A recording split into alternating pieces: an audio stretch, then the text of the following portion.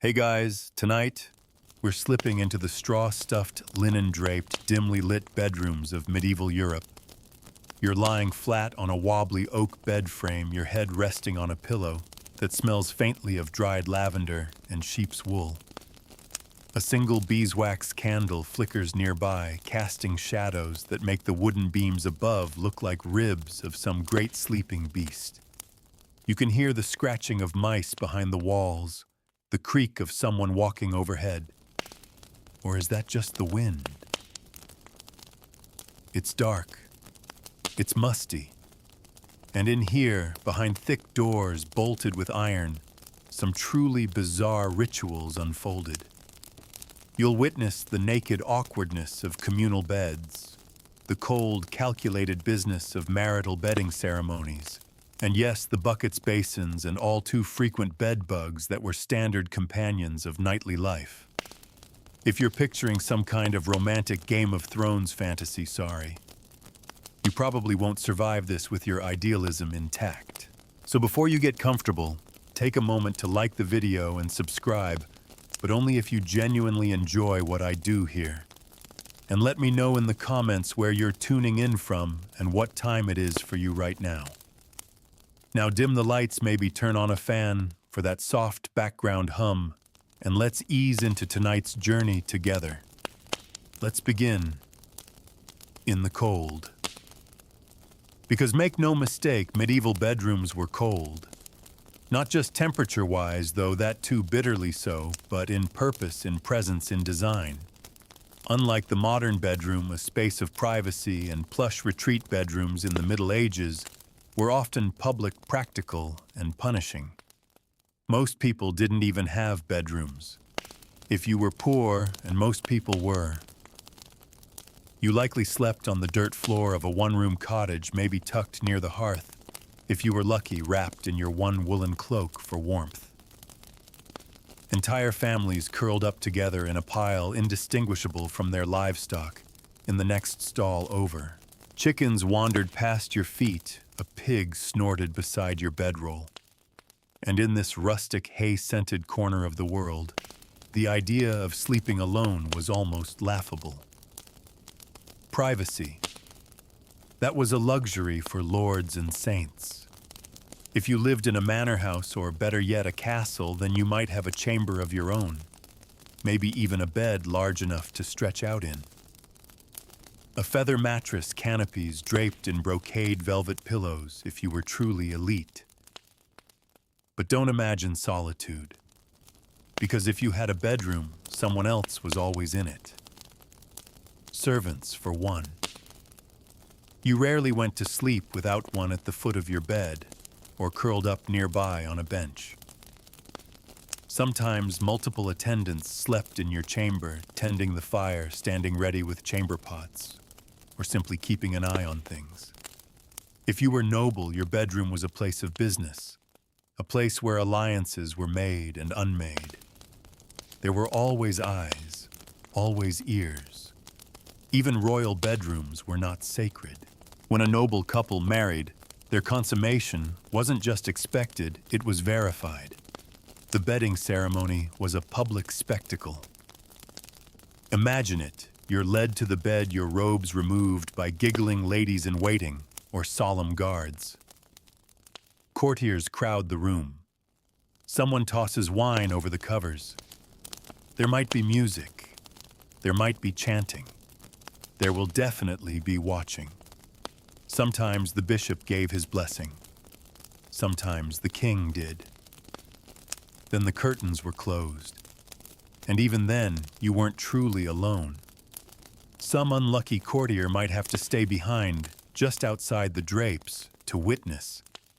That meant listening, sometimes waiting to see evidence afterward. This wasn't romance. It was politics. But let's say you weren't noble. You were a baker's apprentice, or a washerwoman, or maybe just a peasant who had somehow lucked into a real bed. That bed, probably stuffed with straw. Maybe feathers if you had a few coins to spare. But straw was more common, cheap, scratchy, and alive. Fleas, lice, and mites loved it. And unless you changed it frequently, it reeked. Rotting straw mixed with sweat, chamber pot fumes, and last week's spilled ale. Some people mixed herbs into the bedding, lavender, mint, wormwood, to mask the smell. It helped. A little. The mattress lay atop rope slats, hence the phrase, sleep tight. You tightened the ropes before bed using a special tool. Over time, the ropes sagged, and so did your sleep. You might have slept curled in a fetal position, sharing the bed with your siblings, your parents, or your in-laws, all facing the same way like sardines in a can. Heaven help you if someone snored. And what about night clothes? You might imagine a quaint nightshirt and cap, but most people slept naked. Or in the same undertunic they wore all day. Linen for the slightly rich, rough-spun wool for everyone else. If it was winter, you'd pile on layers. Blankets were precious. A single woven wool sheet might cost a month's wages. Most folks just used cloaks or whatever rags they had on hand. Then there was the matter of nighttime relief. Without plumbing, your choices were limited. If you were lucky, your room had a chamber pot, a ceramic or pewter bowl you kept under the bed. If you were less lucky, you had to stumble outside in the dark to the privy. Often, these were shared by multiple families. Rancid, overflowing, and crawling with flies, they were not places anyone wanted to visit after dark. Hence, many people simply used a pot, a corner, or a bit of straw, and prayed the rats kept to themselves. To keep the cold at bay, people sometimes shared beds with strangers. Traveling in, you'd be assigned a spot next to a complete unknown. No asking, no choosing. Just snuggle in, knees knocking, and try not to make it weird. Bed sharing was so common it developed its own etiquette. Don't hog the blanket. Don't move around too much. And absolutely no funny business unless both parties agreed, in which case, well, that's for another section. Let's linger on the communal nature of sleep a bit longer. In monasteries, dozens of monks might sleep in a shared dormitory. They rose and prayed together at strict hours. In boarding schools, noble children shared long beds head to foot. And in noble households, beds were sometimes a social currency. A guest might be rewarded with a private chamber, or punished with a spot on the floor near the drafty wall. Even in households that could afford multiple beds, the idea of each person having their own room absurd. Children's servants, apprentices, grandparents, all packed into chambers like stacked spoons. You learned to whisper secrets under blankets, to ignore strange sounds in the night, and to pretend the world ended where your edge of the bed began. Of course, the bed wasn't always for sleep. It was for dying, for birthing, for praying, for plotting. It was a battlefield, a sanctuary, and sometimes a trap. What you did there and who you did it with could change your life. Or end it. And we'll get to all of that. But for now, just imagine the weight of a woolen blanket on your chest, the roughness of linen against your cheek, the scent of smoke, sweat, and centuries gone by. You're lying there now, a candle guttering beside you, the world outside frozen silent, and sleep at last feels like it might take you. But not just yet, because we're just getting started. You wake before dawn, or maybe you never truly slept. The floor creaked with every breath of wind, and someone in the bed beside you, your uncle or cousin, or some itinerant friar passing through, snored like a dying ox. Your neck aches from the uneven mattress, and your knees are stiff from curling tightly, trying to claim your few inches of warmth. You shift slightly, trying not to wake anyone, but someone stirs.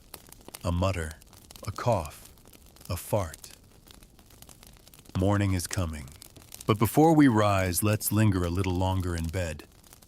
Because this wasn't just a place for sleeping, it was a place for waiting, for whispering, for enduring, and sometimes for giving birth. Childbirth in the medieval world almost always happened in the bedroom. Hospitals, when they existed, were not for birthing. They were for dying. Women gave birth at home, usually on a low pallet bed near the fire. The room would be darkened, the windows shuttered, the door closed tight, no men allowed inside unless absolutely necessary. The only light might come from a single candle flickering like a soul just trying to stay here. The midwife took center stage. She was not only skilled in the physical process of birth, but also acted as a spiritual guardian. She knew the prayers. She knew the saints to call upon. She'd attended dozens, maybe hundreds of births. She'd seen things, too many things. The cries of the mother, the blood, the silence when there should have been sound. Other women gathered the gossips, as they were called. Female friends, relatives, neighbors. They brought broth. They murmured encouragement. They held hands. They wiped brows. They crossed themselves. They also gossiped, which is where the word comes from, those huddled circles of women in candle-lit bedrooms, whispering life into the world while swapping secrets. If the child was born healthy, it was bathed quickly and swaddled tight like a little cloth burrito. If it was weak or sickly, the midwife might perform an emergency baptism, because the medieval bedroom was also the edge of eternity. A baby that died unbaptized could not enter heaven, so water was kept nearby, just in case. And if the mother died, as they often did, the bedding might not even be changed before someone else was laid in it. There was no time. Life moved on. Death in medieval bedrooms was not a stranger. It was a frequent guest. Even when the birthing went well, postpartum care was minimal. The mother was churched weeks later, a ritual cleansing that marked her return to society. Until then, she was cloistered in that bedroom, bleeding, healing, nursing, praying. It's strange to think that something so sacred, so intimate, took place in rooms with no insulation, with animals in the next room, with half the family asleep a few feet away. But that was the way of things. And now let's turn to another function of the bed negotiation. Because in a world with no emails, no phone calls, and no boardrooms, business was often conducted in bedrooms, especially if you were wealthy. The noble's chamber was a place for strategy, for secret meetings, for betrayals whispered between silk sheets. If you were granted an audience in the bedchamber, it meant trust, or seduction, or maybe both. Kings received ambassadors from their beds. Queens plotted with ladies-in-waiting under coverlets stitched with gold. There were even whole political systems built around bedroom access. In France, at Versailles, much later in history, courtiers fought for the privilege of helping the king put on his slippers. In medieval England, the privy chamber was the king's inner sanctum, and those who gained entry wielded tremendous influence. But even centuries earlier, access to someone's sleeping quarters was a form of currency. If you could see a noble in bed, literally or figuratively, you were in. Beds became stages, power plays unfolded beneath canopies, what was whispered in the dark-shaped nations. But those were elite spaces. Let's return to the everyday folk. Let's talk about bed bugs, because they were real and terrible. You couldn't escape them. The straw mattress was alive with them. They nested in the crevices of wood. They crawled up your legs. They bit you in your sleep. You'd scratch for hours and wake with welts. There were folk remedies, ashes rubbed into the bedposts, garlic placed under pillows, the burning of foul-smelling herbs. But mostly, you just lived with them. Same with lice. Everyone had them. They hid in the seams of clothing, nestled in the folds of bed sheets. A good combing helped. A vinegar rinse, maybe. Shaving your head was a last resort, but many did it. Especially monks. You'd rather be bald than infested. Then there were the rats. The sound of them. Scratching. Skittering. Occasionally biting. Babies were sometimes injured in their cradles by rats drawn to the smell of milk. It wasn't uncommon to place iron hoops or netting over sleeping infants to protect them. And yet, despite all this, people still found rest, still curled into each other and dreamed. Because the bed was all there was. No sofas, no recliners, no easy chairs. The bed was your workplace if you were injured, your desk if you were elderly, your altar, your stage, your deathbed. And let's not forget about sleep itself. It wasn't like ours. We sleep in one long block, usually 6 to 8 hours, hopefully uninterrupted. But medieval sleep came in phases. First sleep and second sleep. You'd go to bed after dark, wake up around midnight, spend a few hours doing light tasks, stoking the fire, whispering prayers, even visiting neighbors, and then go back to sleep until dawn. This in-between time was called the watch. It was a liminal space, half dream, half wake, a time for reflection. Some even said it was when the veil between worlds was thinnest. You'd lie there on your back, listening to the snores around you. Maybe you'd turn to the person beside you and talk. Maybe you'd just stare at the beams above your head and think about saints, or sins, or soup. In a world without electricity, night was never fully dark, but it was still magical, still heavy, still full of meaning. You knew the sounds of the night, the hoot of an owl, the cry of a baby, the wind pushing against the shutters, the drip of a leak in the corner. You knew what they meant, and when something changed, when a new sound entered the mix, you noticed. Because the medieval bedroom might have been chaotic, dirty, crowded. But it was yours, a refuge of sorts, at least for a few more hours. Now pull the blanket tighter, roll to your side, and let the night stretch a little longer, because soon we'll talk about what really happened when strangers shared a bed. But not just yet. You're safe, for now. And the story continues. The room is quiet again. The fire's collapsed into embers. The air's gone sharp and the damp has crept in. You're still nestled beneath your coarse wool blanket, every breath a foggy puff in the cold air. But you're not alone, not just because others are breathing beside you, but because in the medieval bedroom, someone was always watching, always listening, and sometimes someone was sharing the bed. Let's talk about bed sharing.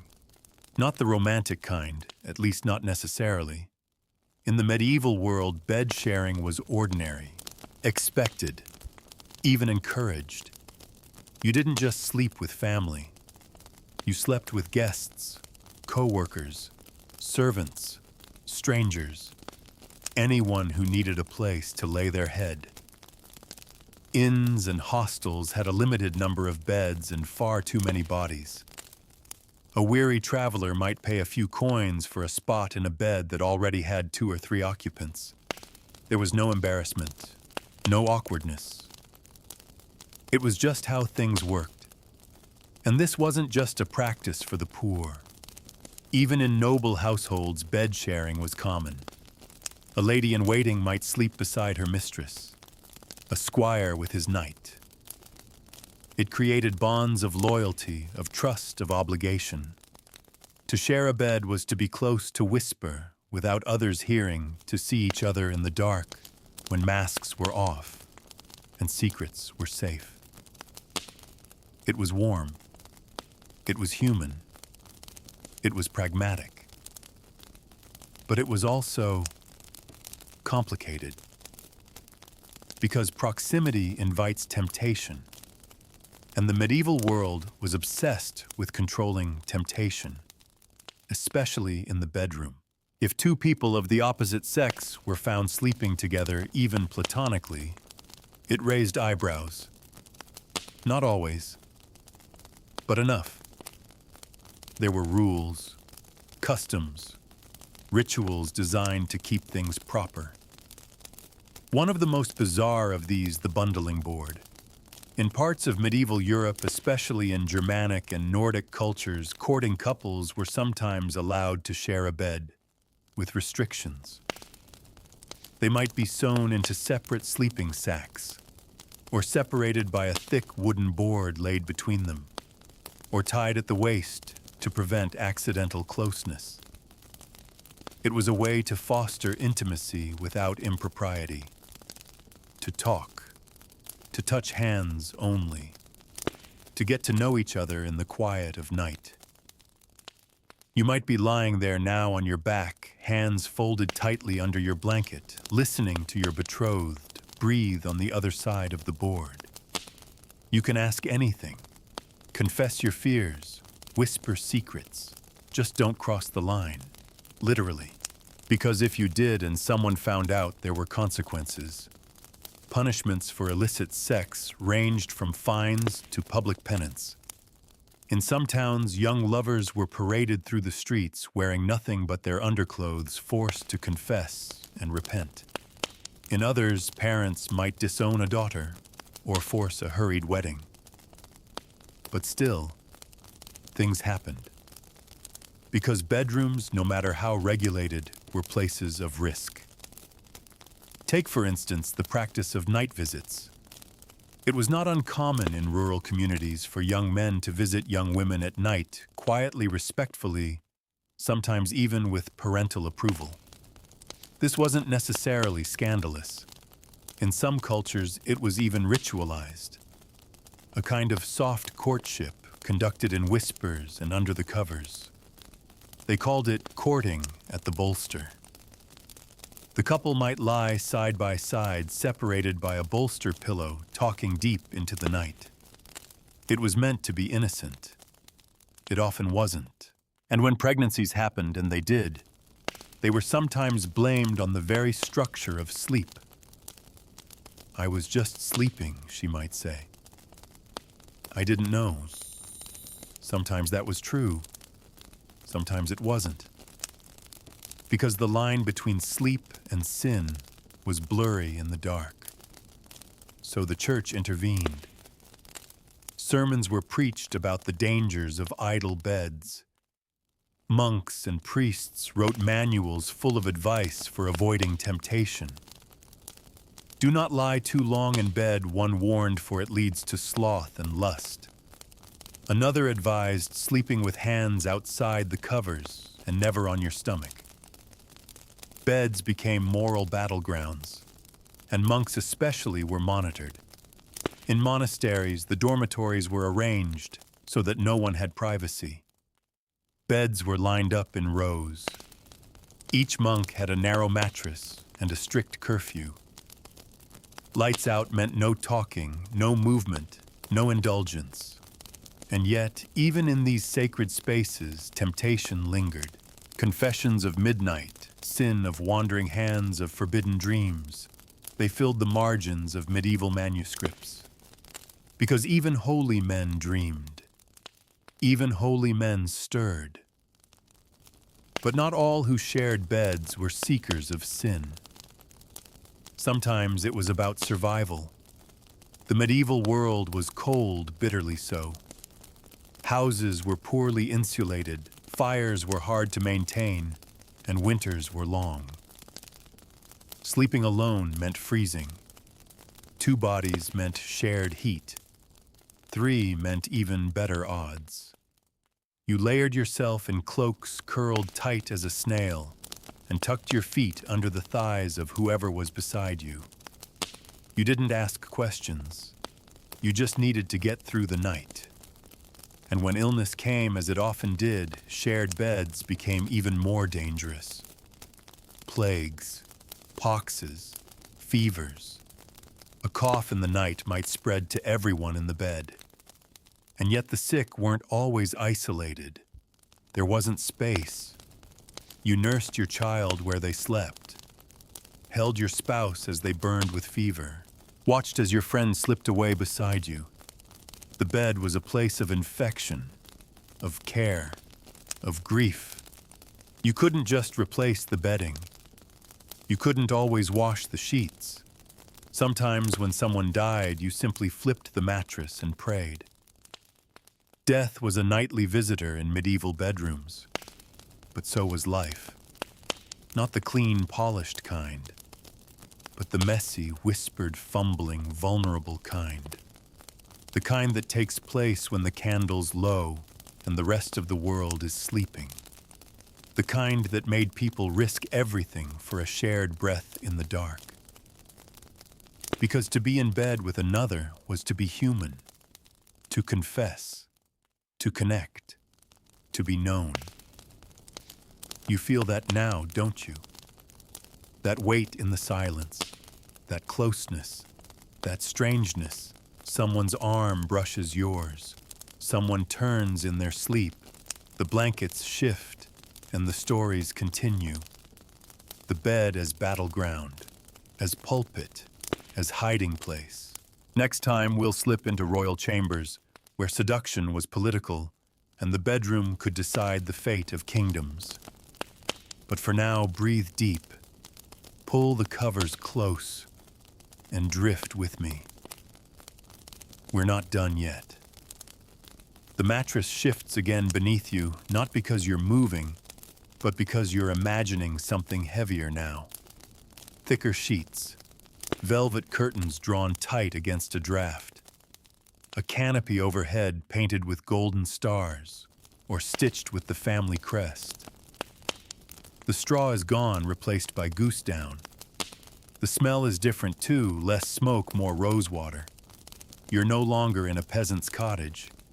You're in the bedchamber of a queen.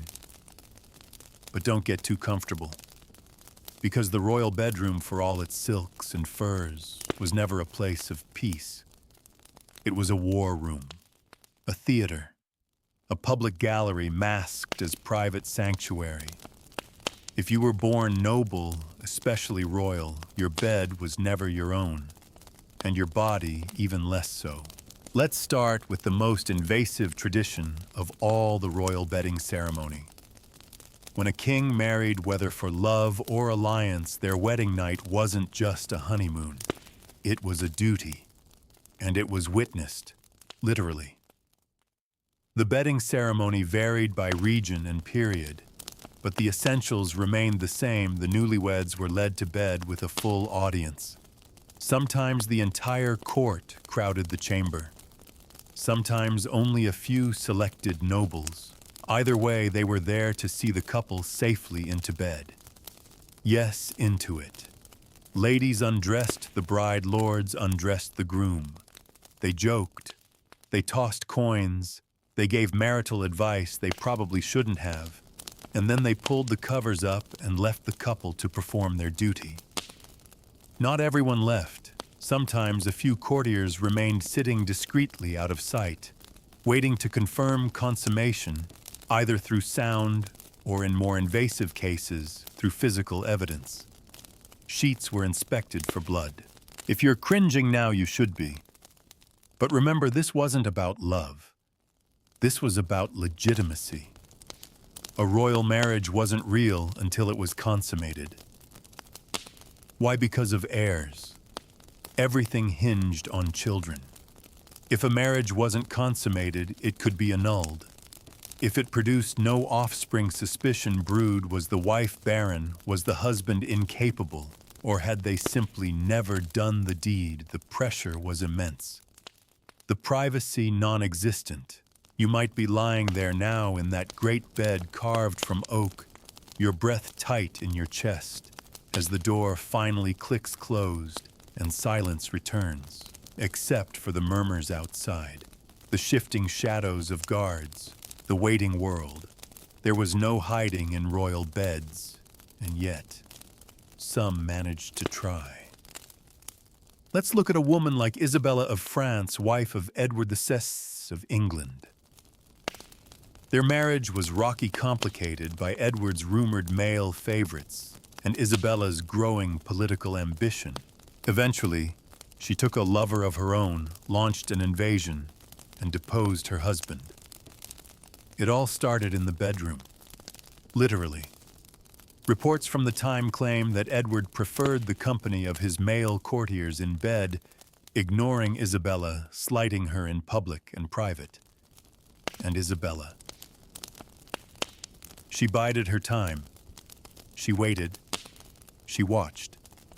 And when she struck, she did so with the knowledge of the court behind her, because everyone already knew what went on or didn't between those royal sheets. Then there's Marguerite of Burgundy, married into the French royal line. Her adultery discovered after servants spotted secret night visits through bedroom windows triggered a scandal that rocked the monarchy. She was locked away, possibly suffocated with her own bedsheets. Beds could elevate a woman to queenship or reduce her to a prisoner. And for kings, their beds were often battlefield extensions. Henry VIII famously married 6 times, all in pursuit of a male heir. His beds were full, but his line remained cursed. Every bedroom failure became political gossip. Every miscarriage a threat to the throne. His queen's bedrooms became stages for drama. Anne Boleyn's pregnancy announcements. Jane Seymour's fatal labor. Catherine Howard's alleged flirtations behind closed doors. When Anne was executed, Henry was already arranging the next bedding. And so the royal bed was not a resting place, it was a crucible. A royal child conceived in that bed meant a future, a lineage, a dynasty. And so there were rules. Royal women were watched during pregnancy. Kept in confinement for weeks before birth, their rooms sealed. Only female attendants allowed. The birthing chamber became a hothouse of pressure curtains, drawn prayers, whispered the air thick with incense and sweat. Once the baby arrived, everyone needed proof. Midwives checked for signs. Was the child male, healthy, legitimate? Sometimes rumors flew that babies were swapped, especially if the mother had delivered stillborn. Could a royal child be smuggled in from elsewhere? Probably not. But the paranoia persisted, so everything had to be witnessed. A queen didn't even get to birth in private. Let's not forget the spies. Bedrooms were prime territory for espionage. Servants listened. Lovers betrayed. Letters were hidden beneath pillows. Even tapestries concealed peepholes.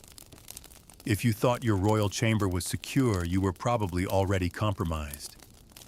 And if a monarch had favorites, the tension doubled. Take Louis XIV of France. He often hosted intimate meetings in bed. Ministers of state waited outside while he conducted morning rituals, getting dressed, receiving petitions, flirting with mistresses. His bedchamber was as much a throne as any gilded chair. And his mistresses, they had their own bedrooms, but only those granted access to his chamber held true power. Beds were gatekeepers, of influence, of inheritance, of survival. And when kings died, their bedrooms became sacred. Courtiers gathered. Priests arrived. The dying monarch lay under heavy blankets surrounded by candlelight and holy relics. Last words were whispered. Wills read. And when the king's breath stopped, the room erupted into chaos. Servants looted, nobles jockeyed for position, and somewhere nearby, the next ruler was being ushered into their own freshly made bed. The circle began again. You feel the weight of it now, don't you? That canopy above your head isn't just fabric, it's power. That bedpost carved with angels is a witness. The sheets beneath you once carried blood and sweat and tears of people who ruled the world by night and lost it by morning. You close your eyes, but not to sleep, to listen, to remember. Because even in sleep, in the grandest rooms of history, nothing stayed quiet for long. It's still dark, but a different kind of darkness now. Not the velvet hush of royalty or the cloistered silence of noble confinement. This is the damp, close-pressed blackness of the monastic cell. The fire doesn't crackle here. The air is colder, cleaner, harsher. You're lying on a narrow-cot wooden slats beneath a thin straw mattress. Your head rests on a folded habit, and your blanket is coarse, unyielding. Outside your door, if you have one, is a long stone corridor. Silent. Except for the tolling of a bell somewhere in the distance, calling souls to prayer. This is no ordinary bedroom. It's a spiritual battlefield. Welcome to the bedroom of a monk, or a nun. Or perhaps something in between. Let's begin with how monks slept and why their bedrooms were never really about sleep. Most medieval monasteries didn't offer private chambers. Instead, monks slept in a dormitory, a long open hall lined with rows of narrow beds or pallets. There was no privacy, no personal space, and no room for indulgence. The Rule of Saint Benedict, one of the foundational texts for Western monastic life, laid out strict instructions, sleep clothed on a simple bed, with the lights dim but never extinguished. Rise at the sound of the bell. Pray in the night. Resist temptation. Because even in dreams, sin could creep in. To guard against it, some monks tied belts or cords around their waists. Before sleep, physical reminders of chastity. Others prayed specific psalms to guard against impure thoughts. You were encouraged to sleep on your back arms, crossed as if already laid out in death. Humble, watchful, pure.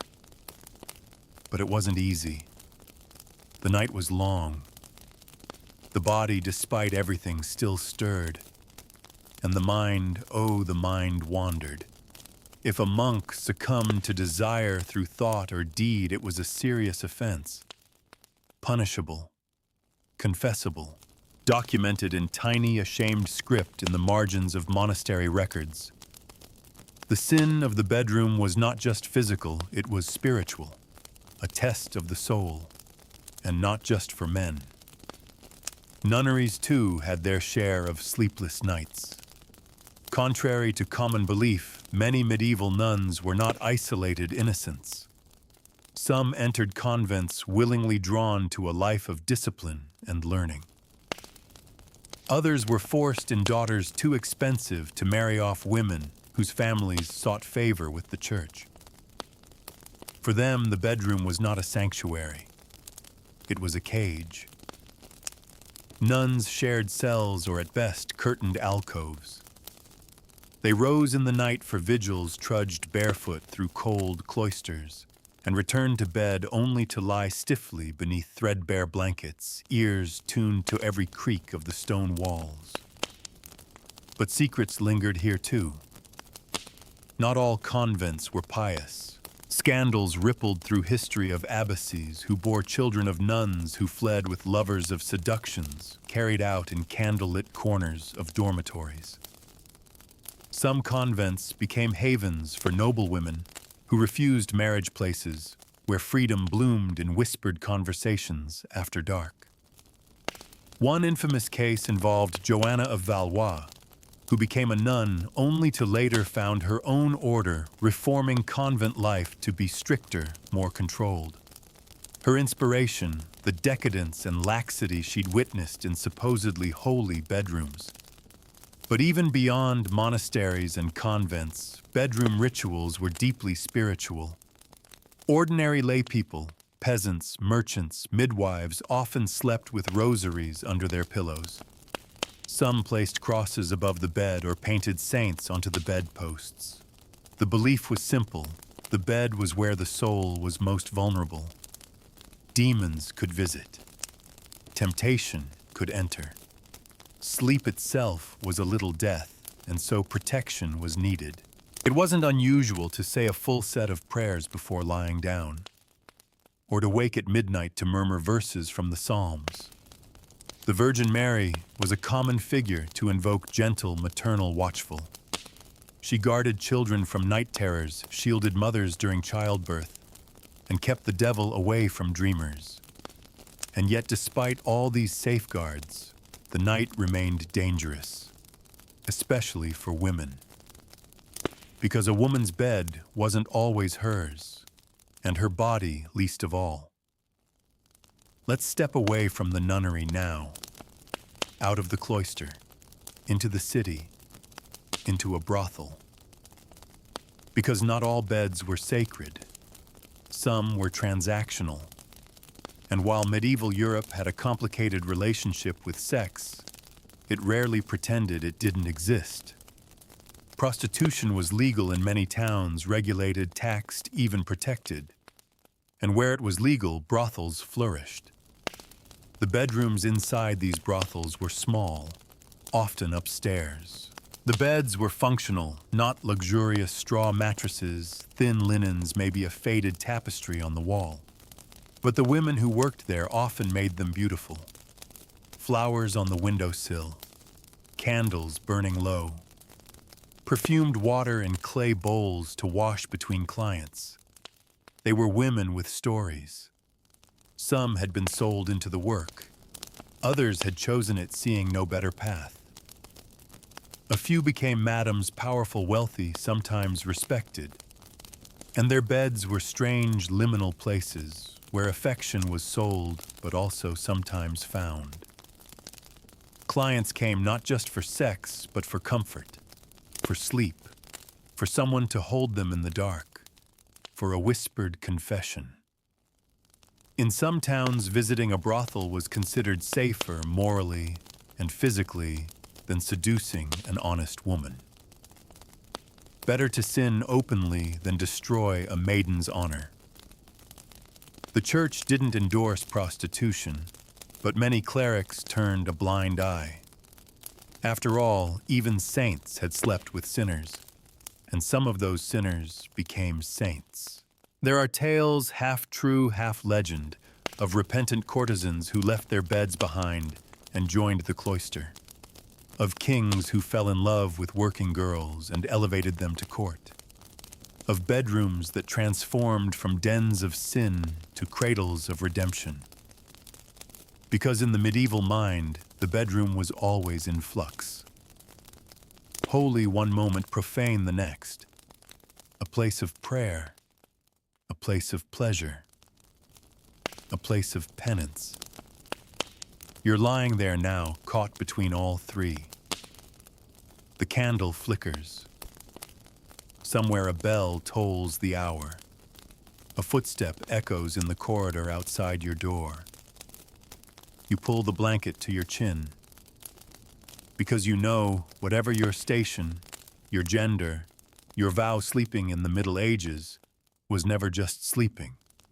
It was watching, waiting, wanting, and trying somehow to make it to morning. You haven't moved in a while.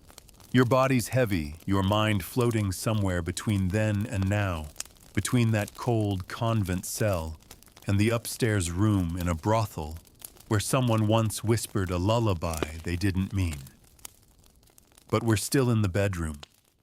And tonight, we're going to talk about the bed as a place of secrets and survival. Because medieval bedrooms weren't just for rest or ritual.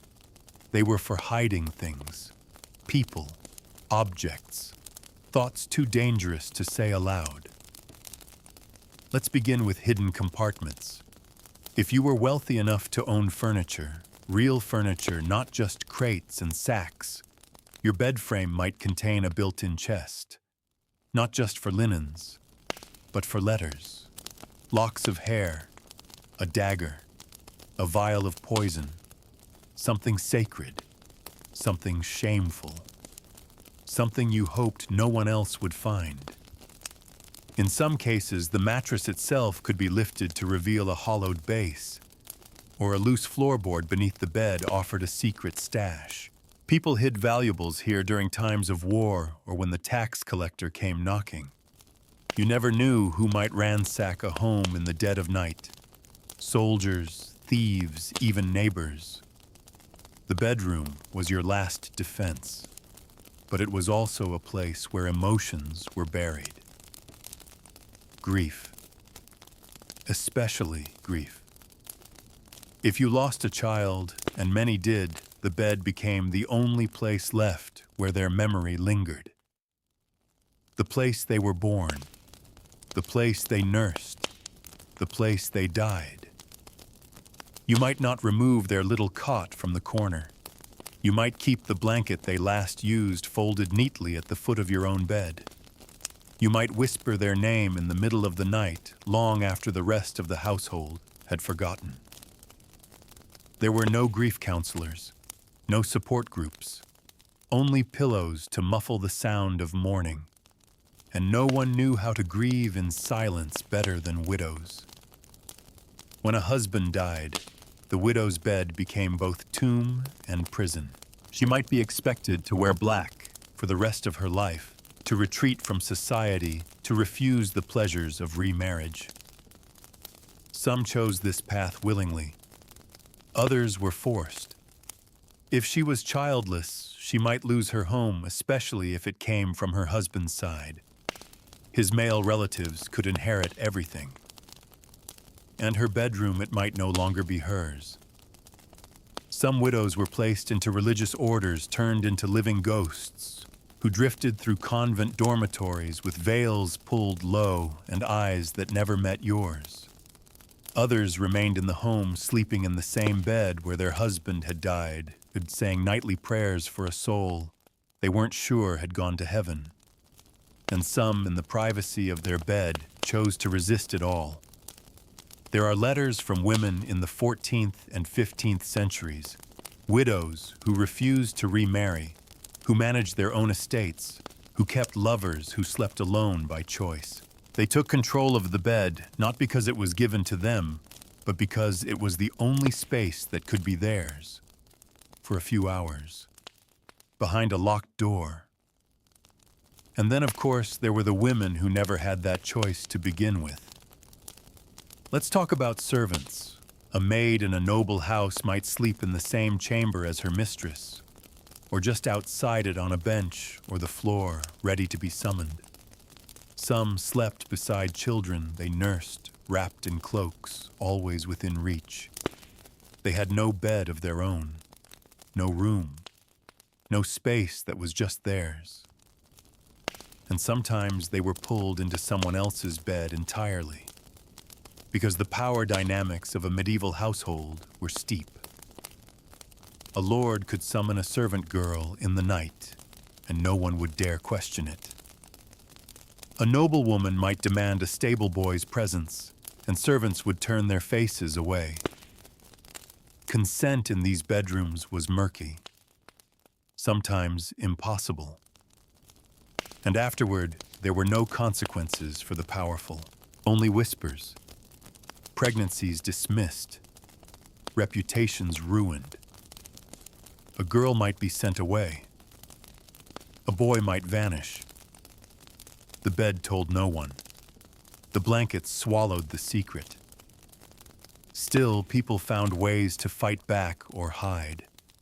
There are records of servant girls who tied belts around their waists at night, made from rosary cords or knotted rope to deter unwanted advances. Others shared beds in pairs for protection. They whispered warnings through the dark. Don't fall asleep with your back turned, or if the door opens, pretend you're sick. Sometimes they slept with shoes still on, ready to run. And when they couldn't run, they prayed. To Saint Margaret, patron of childbirth. To Saint Zita, patron of domestic workers. To the Virgin herself, who understood what it meant to be alone in the dark, waiting. But not every story from the bedroom was tragic, because even in the bleakest spaces, people found intimacy, love, the kind that had to be hidden, the kind that existed only between the sheets when the world was asleep. There were same-sex relationships carefully tucked away in corners of dormitories and noble bedchambers, between pages of letters, beneath shared quilts. Monks who lingered too long beside one another, ladies in waiting who shared more than gossip. We don't have many records because love like that had to be burned, buried, or carefully coded. But sometimes it slipped through. Poetry written in the margins of psalters. A pair of names scratched beneath a bed frame. Two female saints laid to rest together in the same tomb. We don't know all the stories, but we know the bed carried them, held them, and kept them warm. You can feel that now. The hush of a secret kept under layers of linen. The ache of a touch remembered only by the mattress. The echo of breath held between two people who could not say each other's names aloud. There's tenderness here. There always was. Even among the straw and cold stone. Even among lice and ash. Because the bedroom wasn't just a place of pain. It was also the last place you could be real. And that's what people did. They grieved here. They loved here. They plotted here. And when the time came, they died here. But not quite yet. We're still in the thick of the night. The candle is still burning. So pull the blanket higher. Let the mattress sag. And listen. There's more the bed wants to show you. The night feels heavier now. You've been here long enough to sense the shift that moment when the hush changes from drowsy to eternal. The candle's wick stutters. The embers are ash. You can feel it in your chest, in the way your breath settles and your limbs go still. Because now the medieval bedroom becomes a place of death. And not in the dramatic battlefield sense, not with swords and glory. No, this death is quiet, private, slow, and deeply, deeply human. Most people in the Middle Ages died where they slept, not in hospitals, not in sterile rooms, but in beds they'd spent their whole lives in, sometimes the same one they were born in, surrounded by the same walls, the same worn beams, the same sounds, the same smells. Death wasn't separate from life. It was life's last ritual. And the bedroom. It was the altar. Imagine it now, you're lying under a stack of wool blankets. Your older bones, thin breath shallow. Your fingers clutch a rosary or a wooden cross worn smooth by years of prayer. The windows are shuttered. The room is warm but still. Someone's keeping the fire going. Someone's whispering a psalm.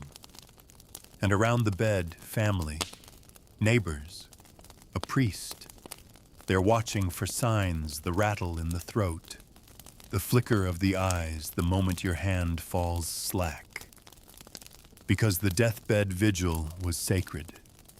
People weren't meant to die alone. If they could help it, they died with witnesses.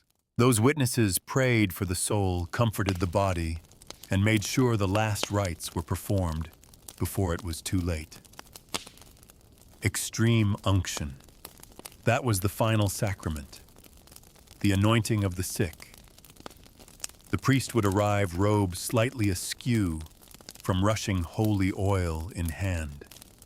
He'd touch your forehead, your lips, your chest, whisper absolution, cross you with oil and words sanctifying every inch that had sinned.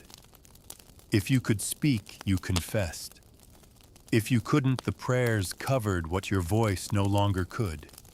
Because it wasn't just about dying, it was about dying well. Medieval Christians were obsessed with the idea of the good death. To die unshriven, unrepentant, or unaware that was to risk eternal damnation. So the bedroom became a theater of preparation. Last words mattered. So did gestures, glances, even the way you breathed. Some people rehearsed their deaths, practiced their final confessions, memorized prayers to whisper in case the priest didn't arrive in time, kept a crucifix at the bedside at all times, just in case. And when the moment came, the room changed. The air thickened. Someone opened a window so the soul could fly free. Candles were lit. Bells rang. Sheets were drawn up. And afterward, the body stayed right where it was, for a while, because the next ritual was one of watching. The body lay in bed as visitors came to pay respects. The same bed where you had slept, laughed, argued, dreamt, was now your bier. People wept. Some touched your hands. Children were brought in to learn the lesson early. This is how it ends.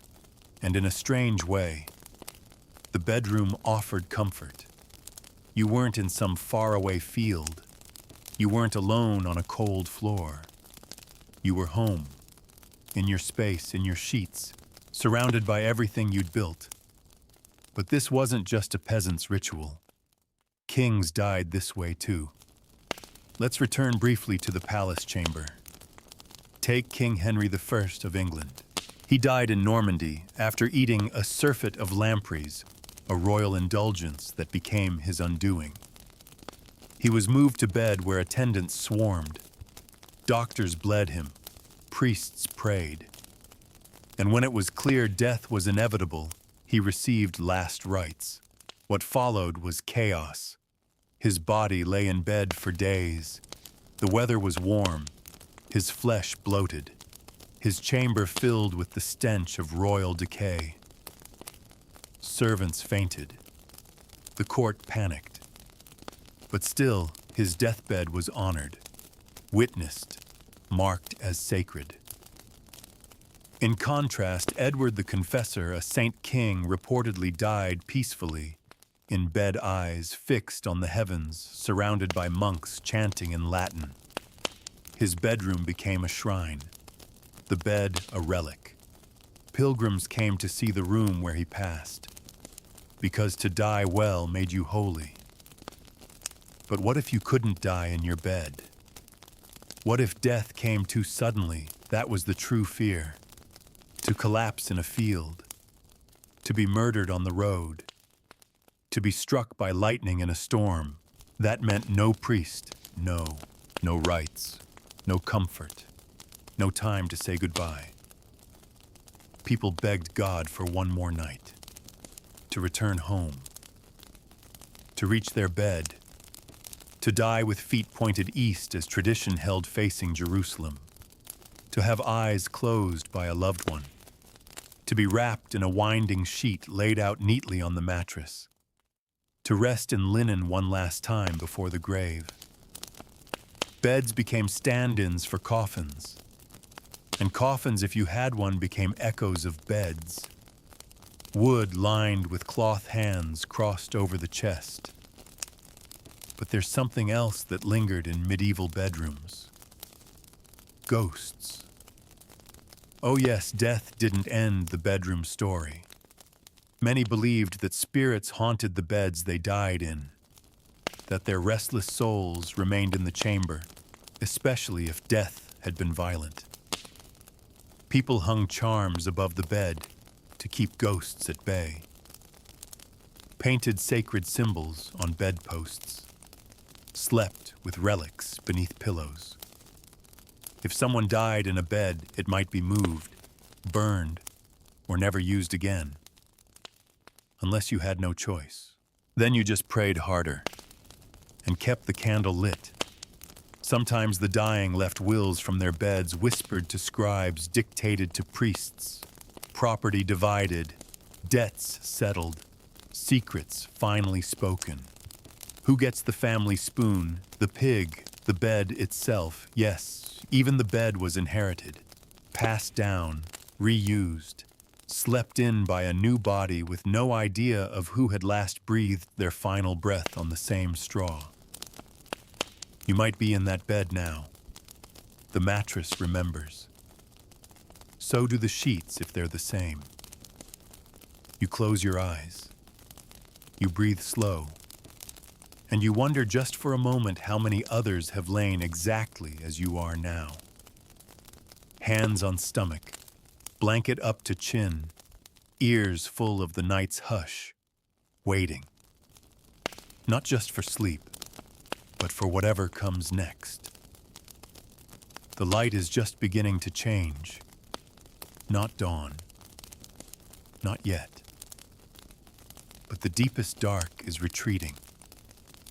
You can almost hear the morning birds warming their throats beyond the shuttered windows. Your body's stiff. The bed's still cold. And somewhere outside your door, footsteps are beginning. It's time to rise. But not fast, not yet. Because even waking up in the medieval world was its own strange ritual, and the act of getting out of bed more complex than you'd think. First, you had to untangle yourself from the nest, because medieval people didn't toss off duvets and leap into slippers. They peeled back layers, literally. There were scratchy wool blankets, maybe a fur or two on top if you were rich, followed by the undersheet, and beneath that, the cords holding the mattress together. And if your bed had curtains, those needed to be pulled aside gently, one by one. These weren't just decorative. Bed curtains kept in warmth, kept out bugs, and kept your secrets secret. Then came the clothing situation. If you were wealthy, you didn't dress yourself.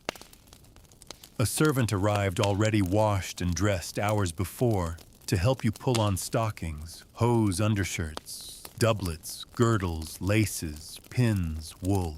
If you were poor, you dressed in yesterday's tunic, possibly while still half wrapped in a blanket.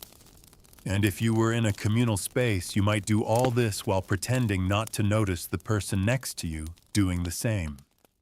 There was no such thing as morning privacy. But here's where it gets stranger. People didn't necessarily wake up all at once. Because in the Middle Ages, sleep was segmented. You'll remember this from before. People often followed a pattern of first sleep and second sleep. They'd go to bed shortly after dusk, sleep for a few hours, then wake naturally in the middle of the night, sometime between Tiadzo and 2 a.m. They might pray, talk, tend the fire, write if they were literate, even visit a neighbor. Then they'd return to bed for their second sleep, waking again at dawn. This watch period was a kind of twilight zone, a time when dreams clung close to waking thoughts, when problems felt clearer, ideas brighter, and sometimes temptation slipped in. Doctors of the day wrote about it. So did poets. The idea of 2 sleeps was just accepted. You might be lying there now in the watch, staring up at the dark wood canopy above you. The person beside you breathes softly. You don't move, but your mind runs. What did you dream? Dreams mattered here. In medieval culture, dreams weren't just nighttime nonsense. They were messages from God, from the devil, from your own soul, or from the dead. There were entire books, dream manuals that helped you interpret them. Dream of teeth falling out, a death in the family. Dream of fire betrayal, water rebirth, or danger. Noblemen consulted astrologers about dreams. Monks recorded them in journals. Peasants might wake up terrified after seeing a demon in the night and rush to a priest for protection. And sometimes dreams were believed to reveal truths you couldn't admit while awake. Suspect your spouse is unfaithful. Dream of a broken bed. Worried about a sick child. Dream of cradling a bundle that slips from your hands. The bed wasn't just where dreams happened, it was the source of them. And not just dreams. Nightmares. Oh, and medieval people had a word for those too. The Mara, a supernatural being, sometimes a spirit, sometimes a witch, sometimes a demon that would sit on your chest while you slept, suffocate you, paralyze you, whisper in your ear. You couldn't scream, couldn't move. Just lie there trapped in the half-light until morning broke the spell. We know it now as sleep paralysis, but to them it was very real. Some people scattered salt around their bed at night to ward off the Mara. Others placed iron under the pillow. Still others kept a knife hidden in the sheets, not for protection from people, but from whatever visited them in sleep. And if you think this was superstition limited to peasants, think again. Even kings had nightmares. Even bishops trembled at the sound of footsteps that weren't there. Because when the fire went out, when the candle flickered and died, everyone was equal in the dark. And then came morning. The bell rang in the monastery. The rooster crowed in the village.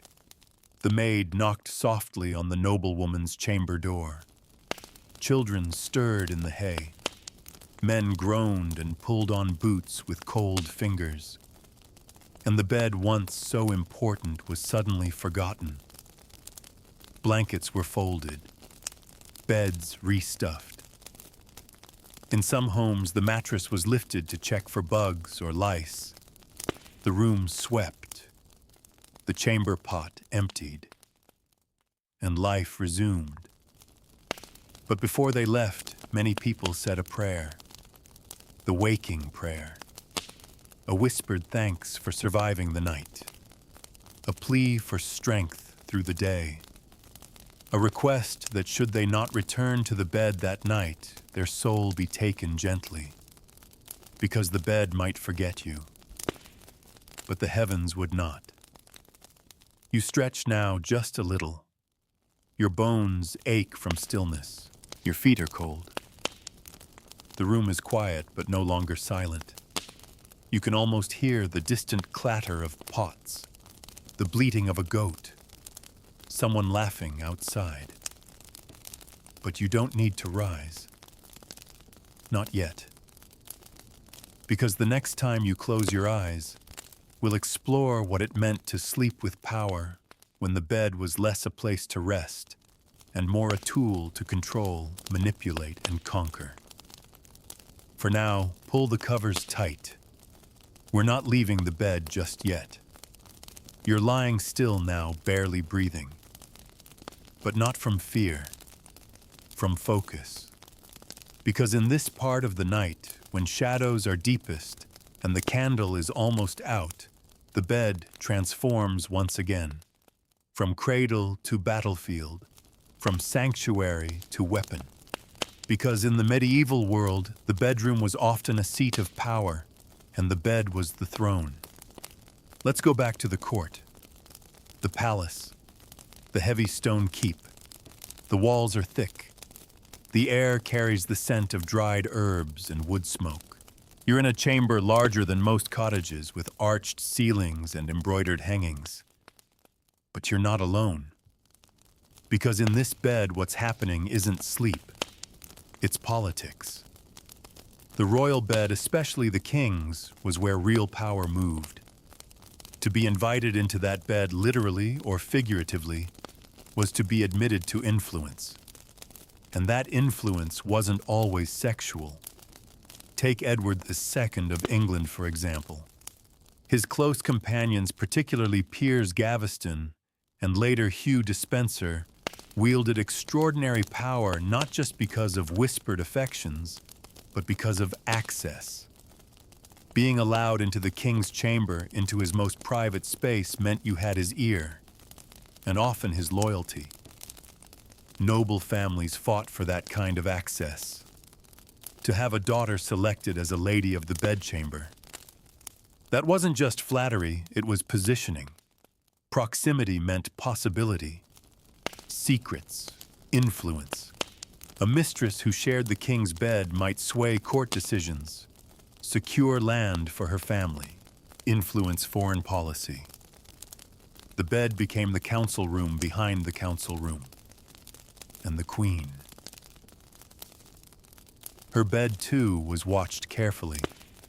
Because producing an heir wasn't just a personal goal, it was national duty. Every step of her fertility was monitored, from her menstrual cycles to her cravings. If she was late, everyone knew.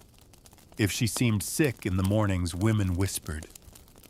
When she finally conceived, her bedroom became a sacred chamber, guarded, sealed, filled with midwives and attendants. And if she failed, well, there were always others waiting, sometimes literal others. Royal mistresses weren't hidden in towers. They had their own chambers, their own courtiers, their own soft beds where power passed from skin to skin, breath to breath. Some were deeply loved, others tools of manipulation, and some both. But it wasn't only kings who used the bed to dominate. Noble women, too, played the game. Take Isabeau of Bavaria, Queen of France, rumored to have tangled alliances, political bedfellows, and a deep understanding of how influence moved beneath the sheets. Whether the gossip was true or not hardly mattered. What mattered was that the bed was a space where she was seen to operate, and that gave her power. Other women unable to wield swords or hold office found that their only influence came from the private sphere. A whispered word in bed, a promise, a threat. Because the bedroom was where people let down their guard. And in a world of alliances and betrayals, that was a valuable thing. Even outside the court, the bed had social leverage. In households, marriages weren't always about love. They were about land, dowries, inheritance. The marriage bed was a symbol, a legal one. A bed shared meant a contract sealed. Children born in it became proof of the deal. But that meant the bed could be contested. There were cases where a marriage was annulled because the couple failed to consummate it. If a bride could prove her husband couldn't perform his duty, she might be granted freedom. But proving it meant tests, examinations, public shame. One medieval man accused of impotence was ordered to demonstrate arousal before a panel of clergy. He failed. His marriage was annulled. The bed had rules, and failure in it had consequences. There were also bedroom spies, servants who listened, lovers who reported, visitors who noted who entered and when they left. In royal courts, there was no such thing as a private bedroom. Every motion was monitored, and sometimes people used the bed to trap. Imagine this: a nobleman invites a rival to dine, plies him with wine, offers him a guest room for the night. The mattress is clean. The fire burns low. The servant leaves quietly. Then, as the rival sleeps unguarded, perhaps snoring gently, he is arrested, dragged from the bed where he thought he was safe. Because to accept someone's hospitality, to sleep beneath their roof, was to be vulnerable, and the bed was the most vulnerable place of all. But people fought back. Women especially learned to wield their own power in the bedroom. A clever noblewoman might delay a husband's advances for political reasons, pretend illness, use her monthly bleeding as a barrier, or offer affection in exchange for land promises leniency for a brother. And servants, too, found ways to bargain. Some used intimacy to rise mistresses who later became wives. Others kept secrets, leveraged their silence for protection payment or influence. Because the bed remembered everything. It was where you were most exposed and most dangerous. A single pillow could smother. A whispered word could destroy. A night of passion could change dynasties. People feared the sword, but they respected the bed. Because you could be killed in the throne room, but you were undone in the bedroom. And if you were smart, you used it before it was used against you. Even now, lying in your own bed centuries away, you can feel the weight of it, the heaviness of tapestries, the heat of breath on your neck, the flicker of a gaze from across silk-covered pillows. Are they friend or foe? You close your eyes, just for a moment. Because next we'll visit the one room where the bedroom's power became ritualized theater, where the bed was both prop and prophecy. The wedding night. But for now, rest. We're not done yet. You're standing now, not in the bed, but just beside it. The room is filled with people. Nobles, clergy, attendants, musicians. They're not whispering. They're laughing, drinking, winking. The mood is festive, but it pulses with something else, too. Expectation. All eyes are on the bed. Because this isn't just any night. It's your wedding night. And everyone's waiting to watch. Not all the way, of course, though, sometimes nearly. Because in many medieval cultures, consummation wasn't private. It was a formal ceremony, a public contract. The final step that made your marriage real in the eyes of the church, the court, and the family. It was called the bedding ceremony. After the wedding feast, the bride and groom were escorted to their chamber with pomp and teasing. Guests sometimes carried them. Sometimes the bridal party undressed the newlyweds, laughing, tossing shoes, giving bawdy advice. Musicians might play.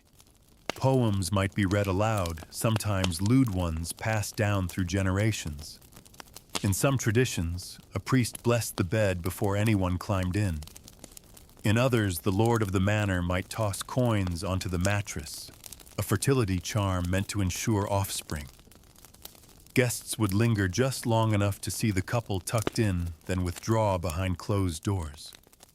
But not always all the way, because sometimes people stayed behind to witness. In noble houses, a close attendant or multiple might linger behind a curtain. They didn't have to see the act, just confirm that it happened. And if they couldn't, well, the couple might be asked to submit evidence the next day. A blood-stained sheet, a cloth, a physical token of purity exchanged for legitimacy. Yes, it was invasive, awkward, unnerving. But it was expected, because a marriage without consummation could be annulled. So young couples, many just teenagers, lay in strange beds under heavy sheets with the echoes of footsteps still fading outside the door, and tried to carry out their legal obligation. Some were too frightened. Some didn't understand what to do. Some were coached, coaxed, guided, and sometimes coerced. The idea of sexual consent as we understand it today did not fully exist in most medieval cultures. Once married, the husband had complete conjugal rights. The wife could not refuse without punishment, physical, legal, or social. And so many brides approached the marriage bed with dread. Even more so if the groom was significantly older or a stranger altogether. Many marriages were arranged with little input from the couple. The bed was where they became not just husband and wife, but property and owner. Of course, not all wedding nights were horror shows. There were soft ones. Ones where both bride and groom were nervous but kind.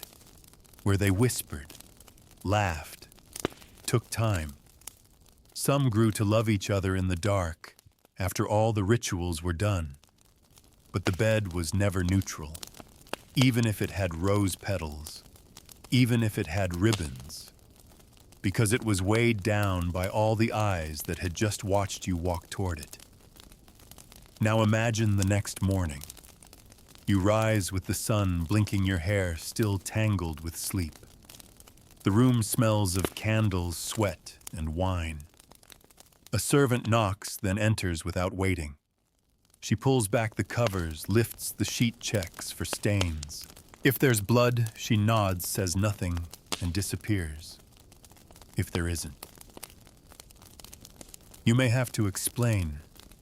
Maybe it'll be excused. Maybe the bedding was done too gently. Maybe the bride had no veil to break. But maybe, just maybe, people will talk. And talking leads to scandal, especially if you're a noblewoman, especially if an heir needs to be produced. You feel that pressure now, don't you, lying back in the same bed, your body stiff from ritual, your mind still spinning with ceremony. The room feels different than it did yesterday.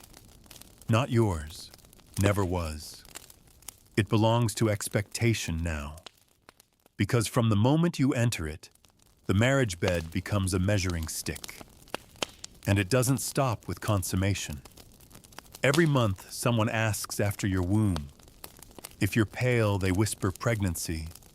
If you're flushed, they whisper failure. Midwives are summoned. Herbs are given. Prayers said. The bed becomes a laboratory, a medical theater, a place to check again and again whether the marriage is bearing fruit. And if it doesn't, there are consequences. A queen who cannot produce an heir may be cast aside. A noblewoman may be divorced. A merchant's wife might be replaced. Always with justification, she was barren. She was cold. She was cursed. The bed records it all. It becomes both witness and judge. And when a child is conceived, the rituals begin again. A pregnant woman might remain in the bedroom for weeks before giving birth. The room is purified. Candles are lit. Relics are brought in. She is not allowed out until after the child is born baptized and the churching rite is complete. Even then, she may not return to the marriage bed right away, because birth changes everything, not just the woman, but the bedroom itself. Now it's a nursery, a sick room, a place where the mother recovers, where the wet nurse takes over, where visitors come to touch the baby and comment on its resemblance to the father. But no one asks how the bed feels now, or whether she sleeps at all. You might be lying there with her now, one hand on her stomach, one hand on the tiny bundle beside her. Eyes fixed on the carved canopy above, wondering if the next child will live, if the midwife will come in time, if the blood will stop, or if the bed will claim her too. You breathe in, the air is thicker now, not because of dust, but because the bed remembers everything. The footsteps, the linens, the looks, the weight of duty carried out under silk sheets and heavy eyes. But don't rise yet, because next time we'll strip all the finery away and look at what the ordinary medieval person did in their bed, when no one was watching, when no one cared, what real passion looked like, what real sleep felt like. We're almost there. But for now, keep still. Let the night linger. Let the candle burn low. Now the candles are out. The feasting is over. The songs have faded. The noble beds have been left behind, too stiff, too ceremonial, too far from the kind of sleep you know. Now you're in a different room. No tapestries on the walls. No velvet sheets. No witnesses waiting outside the door. This bed creaks when you move. It smells like the animals outside the door, like hay and smoke and unwashed feet. The mattress sags. The coverlet is patched. The floor beneath you is hard-packed earth scattered with straw. This is the bedroom of a regular person, a laborer, a washerwoman, a weaver, a blacksmith's daughter. And what happened in here at night? Everything and nothing. There was no privacy, no space to hide. If you shared a home, and you shared a bed. With your spouse, your child, your cousin, your elderly parent, sometimes even your apprentice. Still, people made room for intimacy, and not always quietly. The medieval world didn't have soundproofing, and modesty was flexible. If the baby was asleep, if the neighbor was gone, if the mood struck, people found time. There was no concept of a bedroom as we know it. It was a space, a function, a box with blankets in it. So love happened where it could, sometimes quickly, sometimes quietly. Sometimes after years of silence between husband and wife, when a shared glance at the fire rekindled something familiar. Sometimes in secret. Not all beds were marital. Not all lovers were allowed. And sometimes people took what they wanted, which meant that the bed could be a site of violence too. Peasant women were vulnerable, especially to traveling knights, tax collectors, landlords. The social imbalance meant that no was often ignored. And when it happened in the dark, when a woman was sleeping, and someone came into the room, there was little she could do, little recourse, little justice, just bruises, and the bed remembered. But amid the danger, tenderness survived. There are letters, scraps of them written by ordinary men to their wives. Soldiers at war, farmers away on business. I miss your warmth, one writes. I dreamt of lying beside you, another says. These weren't poets, just people who knew that at the end of a long day, the best thing in the world was the body you loved, curled beside you in the dark. Sex wasn't shameful in the medieval world, not in the way we think. It was controlled, supervised, church-regulated. But it wasn't always hidden.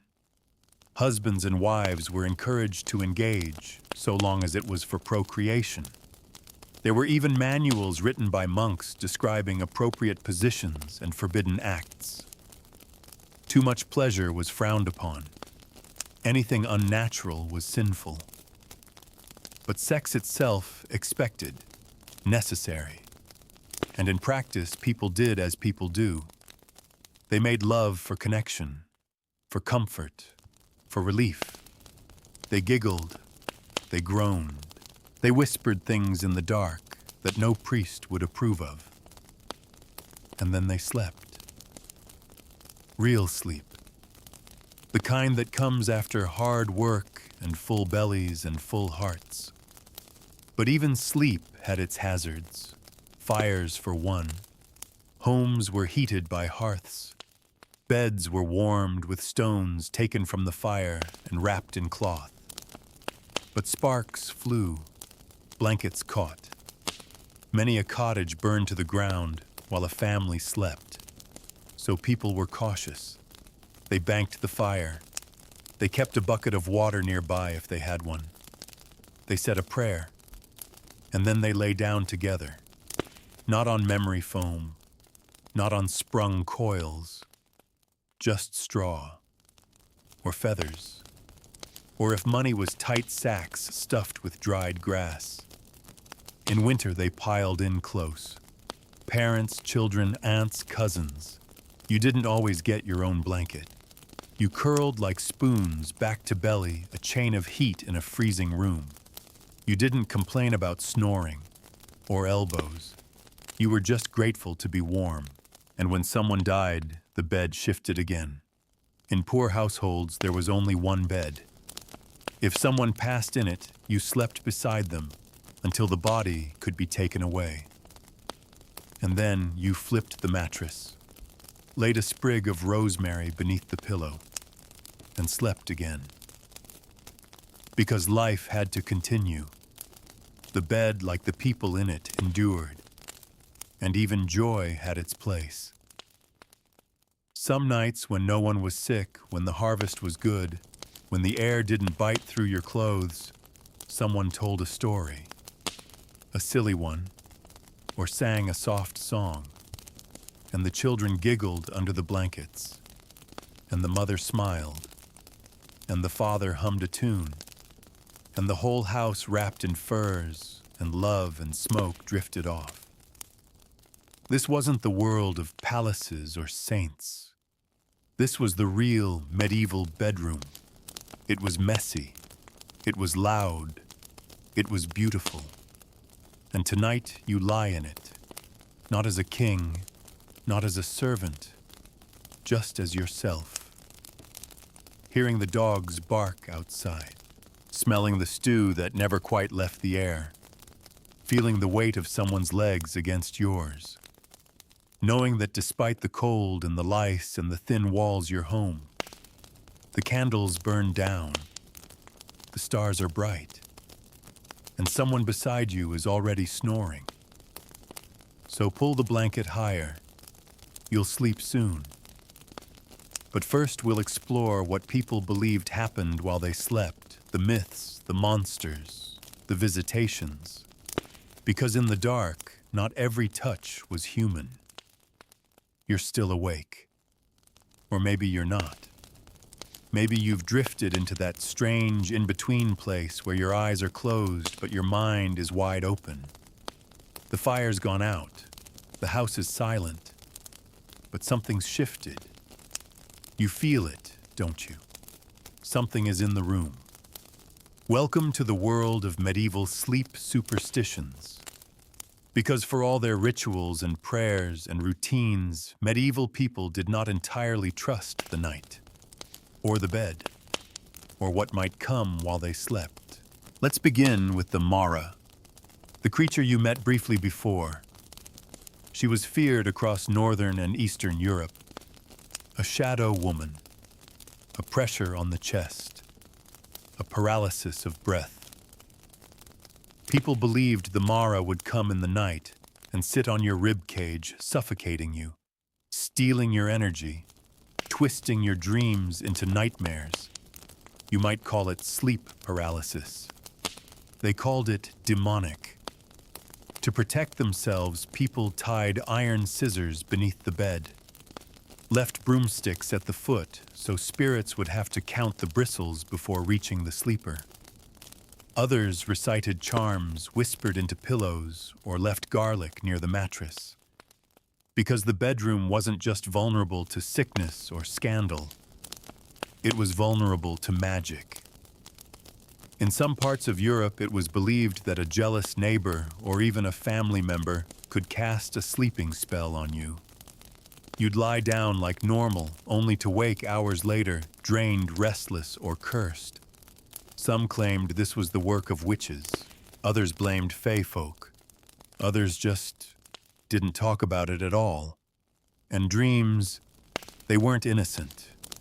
People believed dreams were visitations, sometimes from the divine, often from the damned. To dream of wolves was a bad omen. To dream of floodwaters meant betrayal.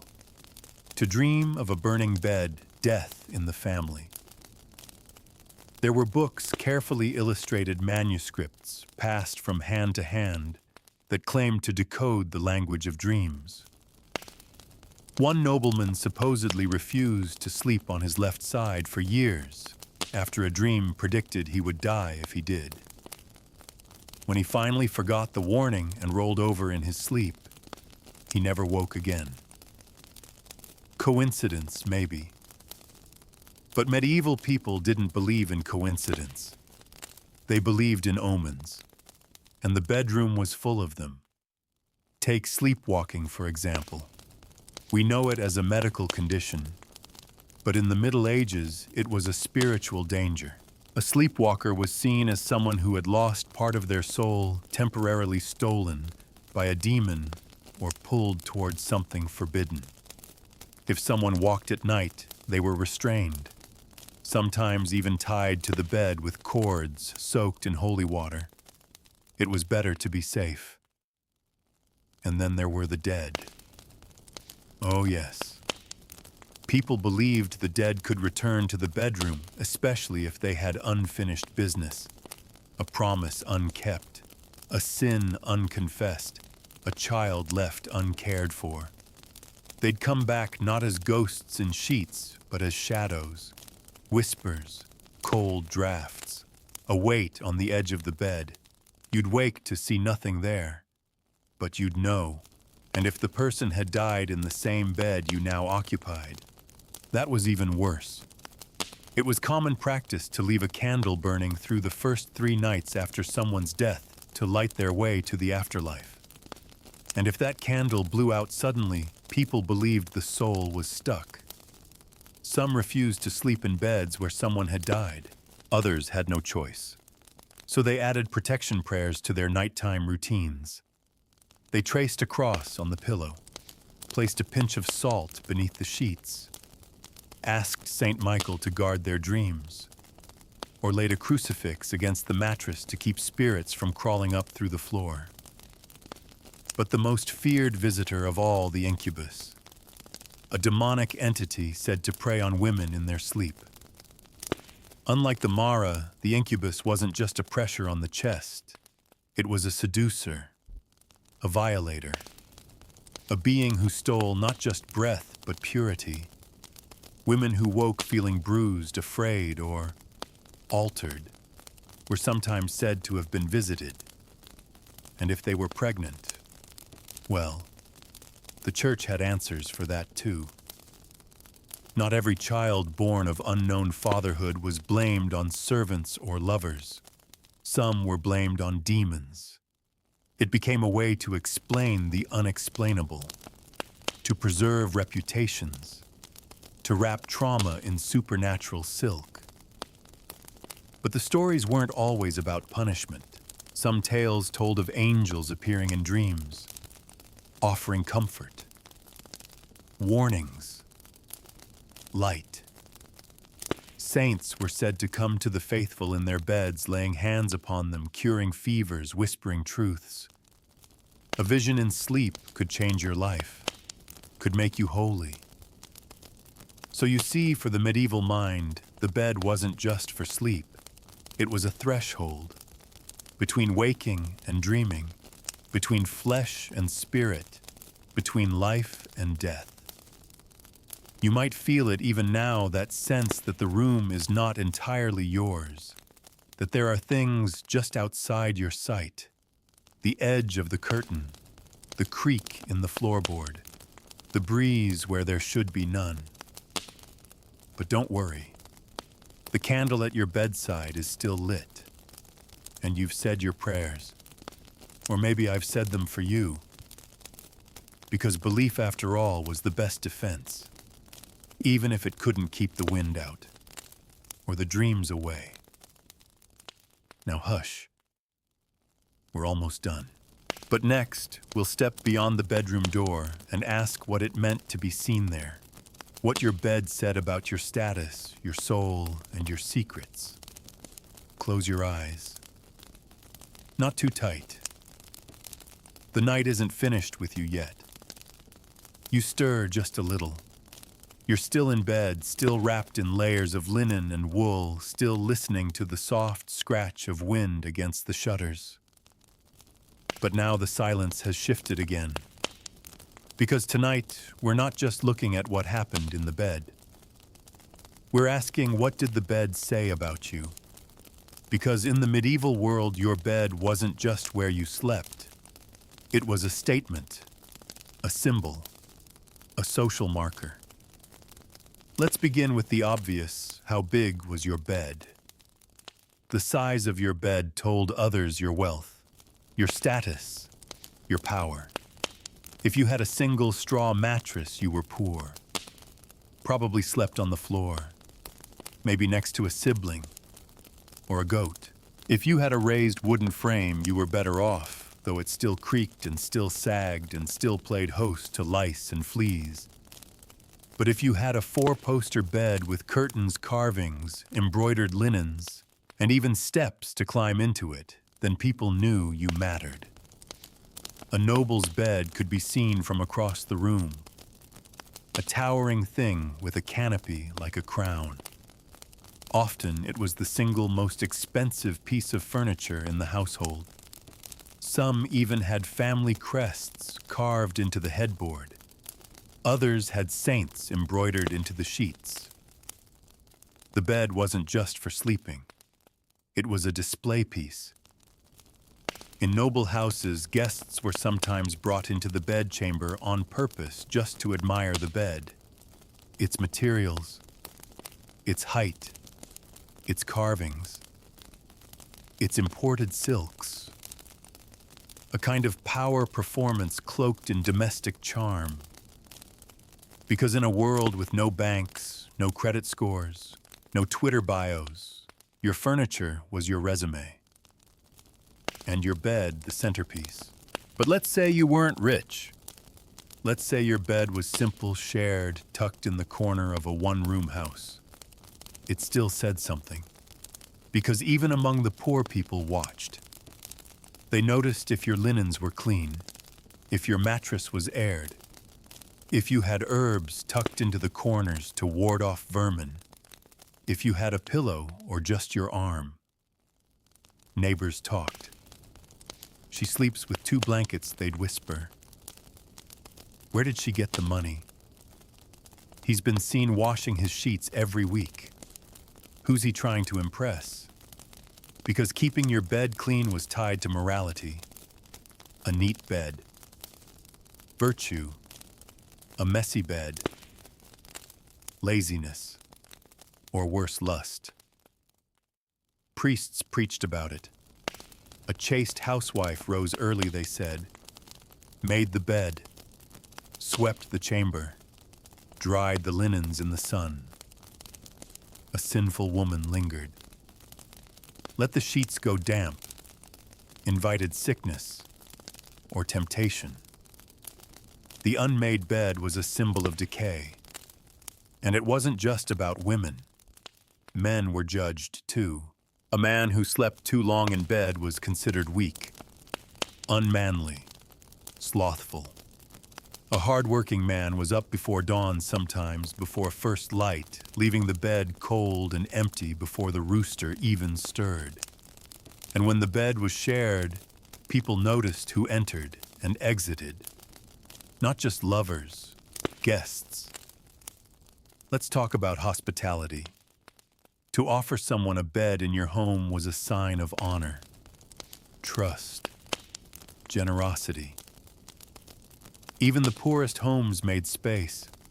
A traveling priest, a cousin from another village, a merchant passing through.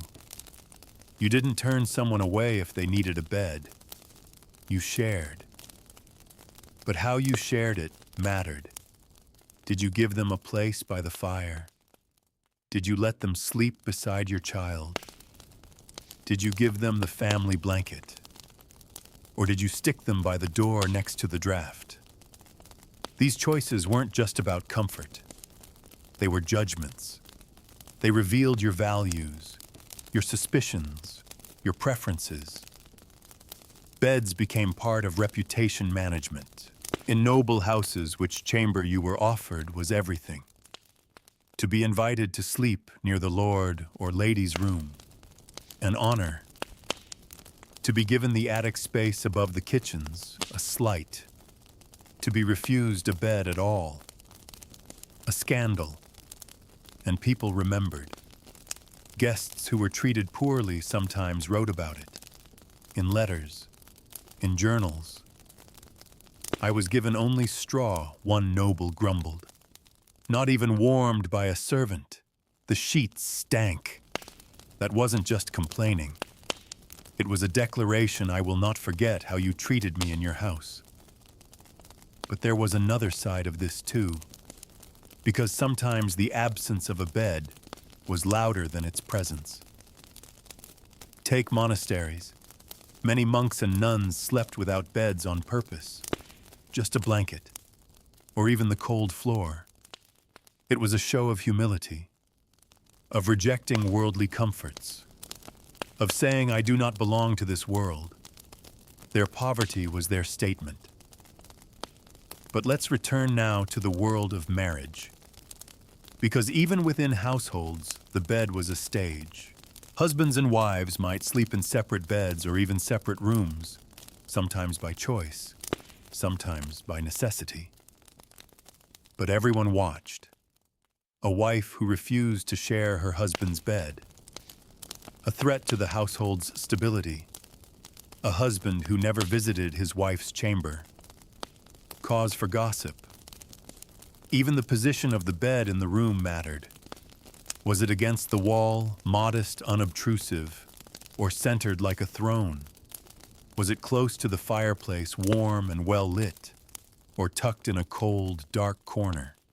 People read into these things. They interpreted, because the bedroom wasn't just private, it was symbolic. And if someone had no bed at all, if they slept in a stable or on a bench or curled in an alley, they were outside the system. A beggar, a traveler, a criminal, a lost soul. Without a bed, you had no place. And yet even the bedless carried their own meanings. Sometimes a penitent would sleep without one choosing discomfort to purify the soul. Sometimes a widow gave up her marriage bed forever, turning it into a shrine or a memory. And sometimes a woman would leave her bed in the night, slip out quietly, and never return. Because sometimes the most powerful thing you could do was walk away from the bed that was meant to define you. But not yet. You're still here, still lying in it, still listening. The mattress beneath you creaks softly with memory. The air hums with centuries of watching eyes.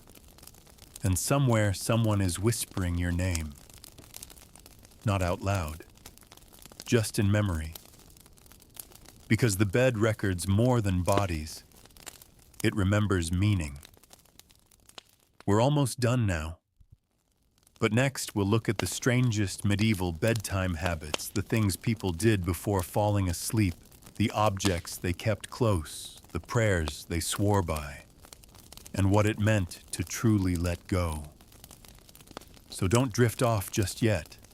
There's more to see. You're fading now. Your body's warm. Still, folded into the bedding, like a letter pressed between worn pages. You've walked through palaces and peasant cottages, ghosted past nuns and kings, lovers and widows, and still the night isn't done. Because before sleep comes, there's one final layer to peel back at the bedtime rituals. Because even if you only had a straw sack and a flea-bitten blanket, you still had a way of preparing for sleep. You didn't just fall into bed. You prepared your soul. Let's start with what was closest at hand, the objects at the bedside. For many, the first was a rosary. Smooth wooden beads looped on a leather cord placed beneath the pillow or hung from the bedpost. Even those who couldn't read knew their prayers. The rosary wasn't just a devotional tool, it was protection, a kind of spiritual sword against nightmares, demons, or worse, doubt. Then came the cross, carved from wood, wrought in iron. Some were simple, others elaborate, inlaid with bone or silver. It hung near the bed, always within reach. Some people kissed it before lying down. Others pressed it to their lips and whispered the same Latin phrase they had every night since childhood. Libera me Domine. Deliver me, O Lord. You feel the weight of those words even now. Then there were saints' relics, tiny bone fragments, bits of cloth, sometimes housed in amulets and tucked into bedding. These weren't for show. They were a lifeline, a protection against sudden death. If you died in your sleep, and many did, you wanted to die near something holy. But physical objects were only the beginning. What truly marked medieval bedtime was the ritual of prayer. Everyone, rich or poor, devout or half-hearted, was expected to say something before sleep. Not long, not formal, just something. Children were taught bedtime prayers from the age of 3. Some of these were gentle lullabies to the Virgin Mary. Others were darker. If I should die before I wake. Yes. That's medieval. That's real. The line may be softened, now modernized, but the original intent remained. Prepare to die. Because sleep was always a rehearsal for death. When you closed your eyes, you surrendered your body. Your soul wandered. Your breath slowed. And who knew truly if you would open them again, and so people made peace. They forgave enemies. They confessed sins quietly or into the linen. They named names in the dark, in case the words never reached the light again. Sometimes couples turned away from each other before sleep, not in anger, but in solemn tradition.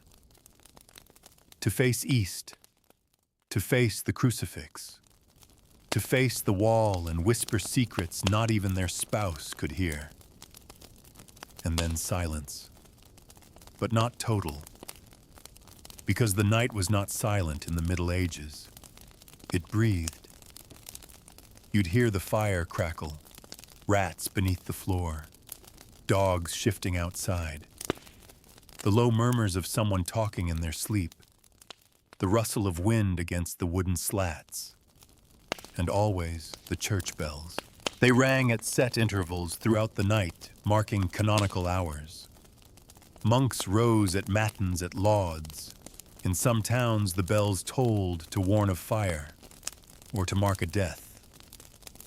You might wake just slightly and hear the bell toll 3 times. You'd cross yourself in the dark and fall back under, because your bed, however narrow, however humble, was now an island. Not just in space, but in time. The medieval night lasted longer than ours. Without artificial light, people slept more deeply, more often. Sometimes in naps throughout the day, sometimes in 2 long chunks across the dark. But in between, there was stillness, not boredom, not restlessness, just presence. People lay awake without reaching for anything. There were no books by the bed, no clocks, no flickering screens, just breathing, thought, maybe a whispered conversation, maybe a song. Yes, some people sang themselves to sleep. Low, wordless hymns, folk tunes, psalms half remembered from Mass. Mothers sang to babies. Widows hummed to themselves. Night was a time for sound, but never noise. Even love happened quietly. You didn't need to speak. Just fingers brushing fingers. A weight shifting under blankets. A breath drawn in unison. You'd curl close. Press knees to knees. Let skin replace language. And the body, aching from labor, bruised from childbirth, or simply lonely, would exhale and surrender and sleep. That was the real secret of medieval bedtime. It wasn't glamorous. It wasn't dramatic. It wasn't always safe. But it was honest. There was no illusion of control. You didn't know what the night would bring, so you honored it. You made peace with it. And if you were lucky, you dreamed. You turned in your sleep and saw someone familiar, a father, a child, a lover long gone. You whispered to them in the half-light. And when morning came, you forgot their face but not their presence, and you rose. So now as you lie here, you carry that memory too, of 1,000 people before you, lighting one candle, whispering one prayer, laying down on straw or feathers or stone, letting go of the day, welcoming whatever would come. We're almost there. But there's one more chapter, the final one. And then, rest. You're almost asleep, but not quite. There's still a flicker of thought behind your eyes, a warmth in your chest, a sense that the story hasn't quite released you yet. You're still lying in that ancient bed, not yours, and yet somehow entirely yours.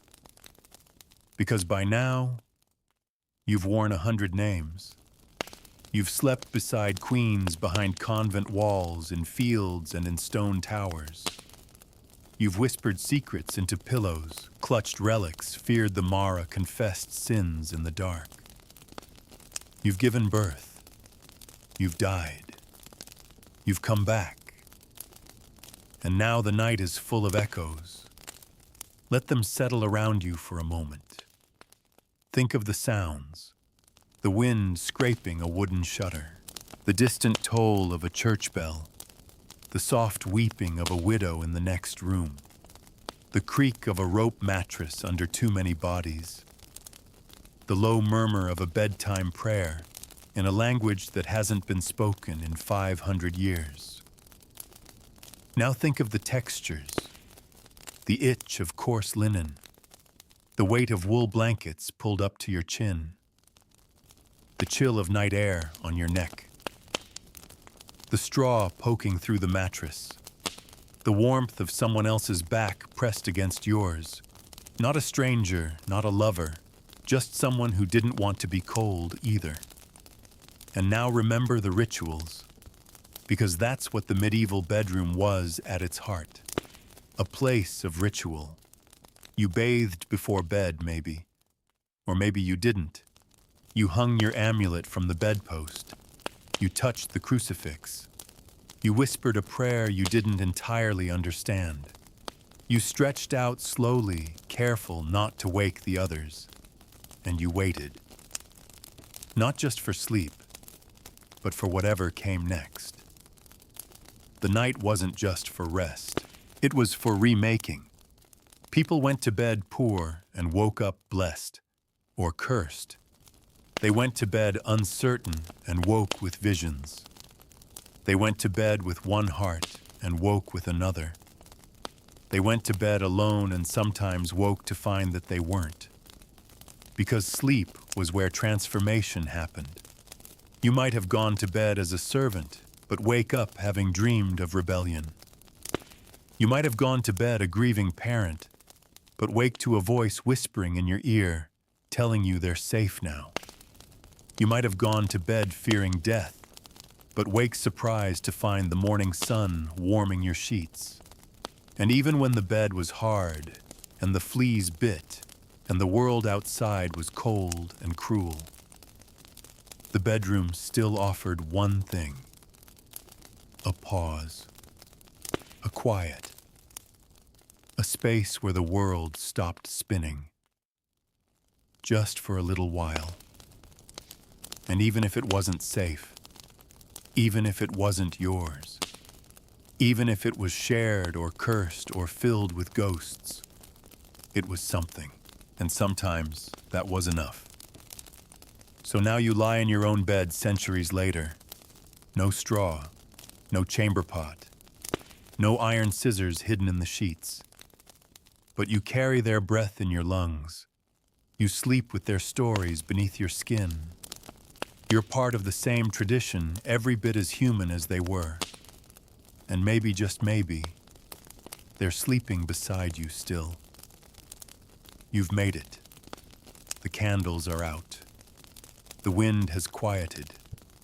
The last bell has tolled. And the bed, whatever shape it's taken tonight, has finally embraced you.